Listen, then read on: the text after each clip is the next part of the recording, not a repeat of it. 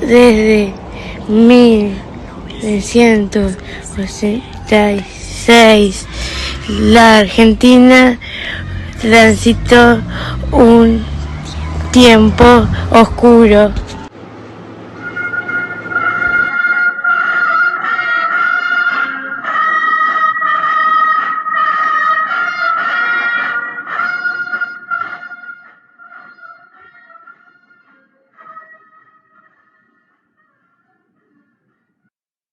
Número 1 de la Junta Militar. Se comunica a la población que a partir de la fecha el país se encuentra bajo el control operacional de la Junta Militar. Se recomienda a todos los habitantes el estricto acatamiento a las disposiciones y directivas que emanen de autoridad militar, de seguridad o policial.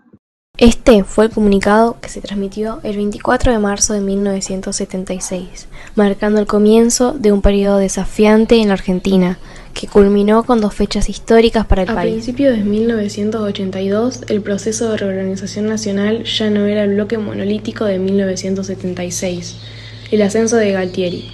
Leopoldo Fortunato Galtieri desplazó a Roberto Viola en un golpe interno. Viola era visto por los halcones militares como demasiado blando, flexible, moldeable o aperturista. Galtieri asumió con la ocupación de revitalizar el régimen, pero se encontró con una sociedad que ya no toleraba el silencio, la represión y las prohibiciones estrictas del régimen.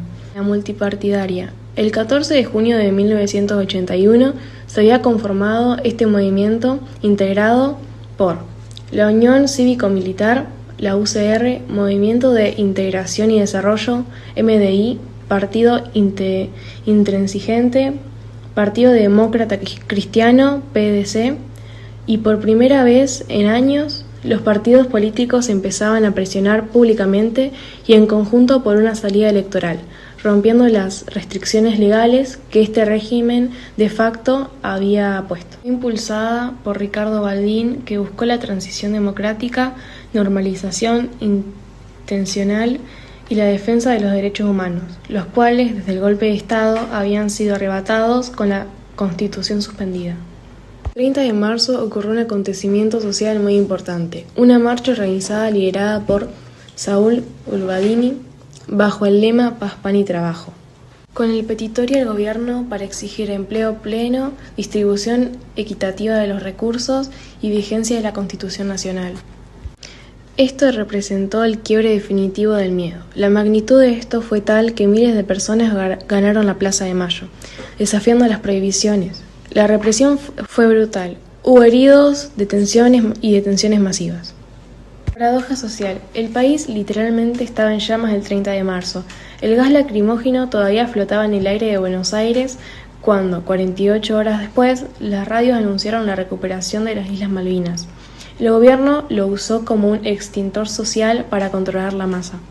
Economía. El fracaso de Martínez de Hoz. José Alfredo Martínez de Hoz fue un economista, abogado, político que ejerció como ministro de Economía de la Nación entre 1976 hasta 1981.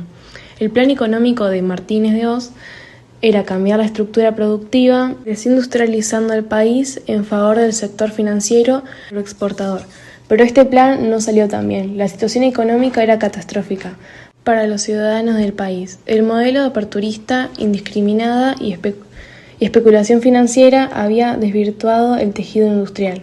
Inflación y deuda. La inflación superaba el 100% anual, alcanzando un 343,5% anual, según el INDEC, con una inflación interanual del 69,2% en julio.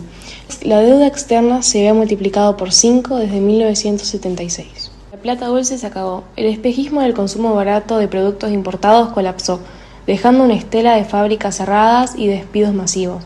Esto último alimentó el resentimiento en los cóndores industriales: Rosario, Córdoba, Gran Buenos Aires. Cultura y resistencia simbólica. A pesar de la censura, la sociedad encontraba grietas de donde expresarse. El teatro abierto fue un movimiento cultural y de oposición a los vetos y suspensiones del gobierno, iniciado en 1981. Esto funcionó como protesta contra el terrorismo de Estado. impulsado por destacados actores y autores dramaturgos. Todo 21 obras breves en el Teatro Picadero definiendo la cultura nacional, mostrando que el pensamiento crítico seguía vivo. El rock nacional empezó a convertirse en la voz de la juventud que se sentía reprimida, agonizadas con metáforas sutiles hablando de liberación y el encierro. Cuando se empezó a hablar de las Malvinas, se notó que el sentimiento de soberanía era tan real y genuino que la gente paró su odio a la dictadura de su amor por las islas. El panorama muestra una sociedad fragmentada, empobrecida y herida que buscó amparo, refugio de identidad nacional en las Malvinas, solo para encontrarse una realidad devastadora en junio de 1982, que aceleró el fin de la dictadura. Después del desembarco argentino, el Reino Unido organiza rápidamente una fuerza militar. Esto fue clave, porque las islas están muy lejos de Europa, pero aún así lograron movilizar barcos, aviones y soldados. Durante esta etapa, los británicos establecen una zona de exclusión alrededor de las islas. Esto significaba que cualquier barco o avión que entrara podía ser atacado. A medida que la flota británica se acerca, empiezan los enfrentamientos. Uno de los hechos más importantes fue el hundimiento del crucero argentino Ara General Belgrano. Este hecho tuvo un gran impacto porque murieron muchos tripulantes y marcó un punto clave en la guerra. Por otro lado, la Fuerza Aérea Argentina tuvo un papel muy importante. Los pilotos argentinos realizaron ataques muy arriesgados contra barcos británicos. Volaban muy bajo para evitar los radares y lograron dañar varios buques enemigos. También hubo bombardeos británicos sobre posiciones argentinas en las islas, lo que hacía cada vez más difícil la situación para los soldados. En mayo, las tropas británicas lograron desembarcar en las islas, en una zona llamada Bahía San Carlos. Este fue un momento clave, porque a partir de ahí la guerra pasó a ser principalmente terrestre. Desde ese lugar, los británicos comenzaron a avanzar lentamente hacia la capital, Puerto Argentina. La Guerra de Malvinas inició en abril de 1982. Las islas estaban bajo control del Reino Unido, que respondió enviando una flota militar. A mediados de abril, los británicos enviaron barcos, aviones y tropas hacia el Atlántico Sur. Se estableció una zona de exclusión alrededor de las islas. En mayo de 1982 comenzaron los ataques aéreos y navales. El 2 de mayo, un submarino británico hunde al crucero argentino Ara General Belgrano. Días después, Argentina ataca y hunde al destructor británico HMS Sheffield. El 21 de mayo, tropas británicas desembarcan en las islas. Empiezan los combates terrestres entre ambos ejercicios. Se producen enfrentamientos importantes en distintos puntos de las islas. Las fuerzas británicas avanzan hacia la capital, Puerto Argentino, llamada por Stanley. El 14 de junio de 1982, Argentina se rinde. El Reino Unido retoma control de las islas. Argentina sostiene que las Islas Malvinas le pertenecía desde el siglo XX. Considera que el Reino Unido las ocupó en 1833 y nunca las devolvió. Esto generó un conflicto largo entre ambos países. Combates en tierra. Los combates en tierra fueron muy duros. Se dieron en condiciones muy difíciles, mucho frío, viento, lluvia y terrenos complicados como montañas y colinas. Las batallas más importantes ocurrieron en las alturas cercanas a Puerto Argentino. Controlar esas zonas era fundamental porque permitía dominar el territorio. Los soldados argentinos resistieron, pero tenían varios problemas.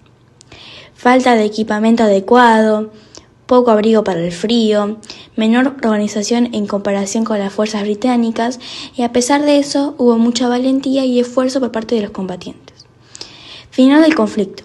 Finalmente, después de varios días de combate intensos, las fuerzas británicas lograron rodear Puerto Argentino.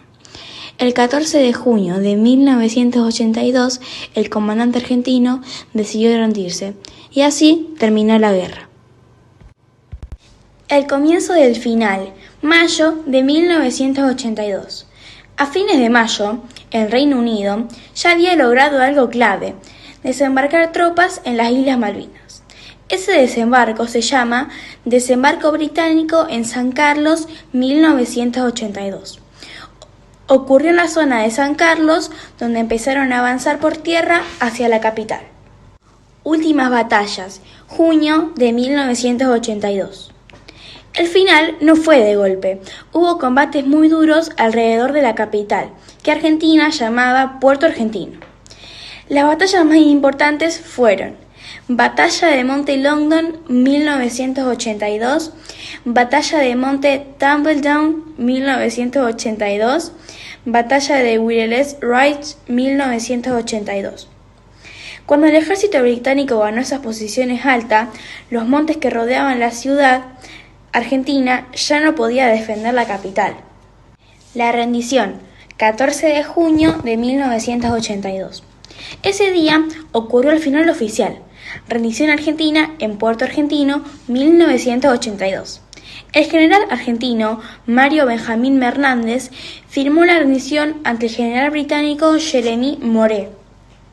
Después de eso, se terminó la guerra, las tropas argentinas entregaron las armas y el Reino Unido volvió a controlar completamente las islas. ¿Qué pasó inmediatamente después? Después del 14 de junio, miles de soldados argentinos fueron tomados prisioneros, pero luego devueltos a Argentina. La guerra había durado 74 días y murieron 649 argentinos y 255 británicos. Consecuencias muy importantes.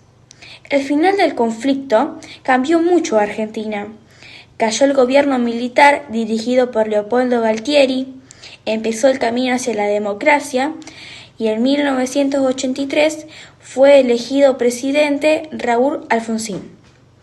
Después de eso, la derrota aumentó el rechazo hacia el gobierno y aceleró el gobierno a la democracia en 1983. Desmalvinización. ¿Qué significa este término? Esto se refiere a una etapa en la que se intentó dejar de lado o minimizar todo lo relacionado con la guerra. Esto se manifestó con poco reconocimiento, ocultamiento de excombatientes, narrativa de víctimas, se sustituyó la figura del soldado por la de niños de guerra. Este proceso buscaba dejar en estado de marginación a los excombatientes.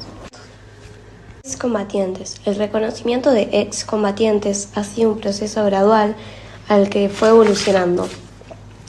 El primer desfile oficial en el que se les dieron reconocimiento fue en 2016, ocurrió un 10 de julio. En esta ocasión, los veteranos cerraron el desfile y recibieron una ovación histórica del público. Considera que ellos pasaban alrededor de 40 años para que se los reconozcan plenamente. En el 2016 se le fueron otorgando méritos de honor, pensiones, atención médica y reconocimiento social, así teniéndolos en cuenta en todos los actos oficiales, porque son considerados héroes y veteranos de guerra. Actualmente existen centros de excombatientes que los agrupan y acompañan. Curiosos. Excombatientes de Malvinas en Villa Constitución. Los excombatientes de Malvinas en Villa Constitución, nuestra ciudad, están nucleados en la Asociación Civil y Museo de Veteranos de Malvinas, llamado Puerto Argentino, que está ubicado en calle Colón, intersección con Ingeniero Acevedo. Esta agrupación mantiene viva la memoria y rinde homenaje a los héroes locales con vigilias y actos en la ciudad. La comunidad de Villa Constitución, junto con autoridades locales, realiza homenajes como vigilias y el acto del 2 de abril de cada año para reconocer el valor de los veteranos locales. Los veteranos del Departamento Constitución forman parte del extramado de excombatientes de la provincia de Santa Fe y participan activamente de la memoria de la guerra y la soberanía sobre las islas. La nómina de excombatientes de Malvinas en Villa Constitución incluye a Osvaldo Carcar, Arnaldo Capriotti, Rubén Rada, Oscar Ledesma, Juan Carlos Peralta, Luis Alberto Sánchez Carlos Rolando, Claudio Martín Daniel Giombini, Hugo Daniel Caviglioli, caído en la guerra, Ronaldo Gómez, Mario Juan Cornal, Hugo Félix Machucha, Ramón Acosta, Miguel Ángel Cáceres, Ricardo Gutiérrez, Raúl Rubén González, José Raúl Salinas, Guillermo Ramón Fish, Francisco Ramírez, entre otros. En total suman 38. En la plaza Urquiza, San Martín y 14 de febrero se levantó un monolito con una placa recordatoria de esta histórica fecha.